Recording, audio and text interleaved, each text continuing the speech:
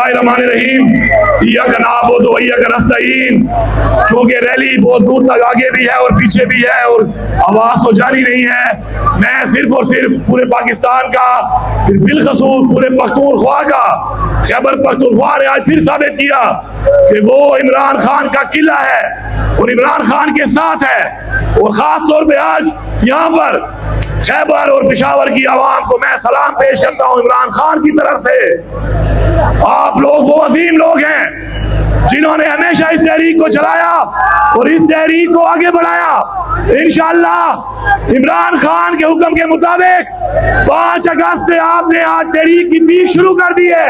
अब रोजाना की बुनियाद पे निकलना है, अपने घरों में, मोहल्लों में, इलाकों में, और 13 और 14 अगस्त को जो अमल आएगा इंशाअल्लाह उस पर हम सब ने ऐसे ही अमल करना है। जिस तरह आज आपने 35 किलोमीटर की रैली 7 घंटे में गुजार के पैदल आके पूरे पेशावर का हर बंदा रोड के ऊपर था, इसने साबित किया है कि हम मुल्क में कानून की बादशाही मानते हैं, मुल्क में आइन की बादशाही मानते हैं और हम इमरान खान की रिहाई मांगते हैं। रिहा करो, रिहा करो, रिहा करो, रिहा करो इमरान खान, तहरीक इंसाफ का वर्कर, आप सब जिंदाबाद।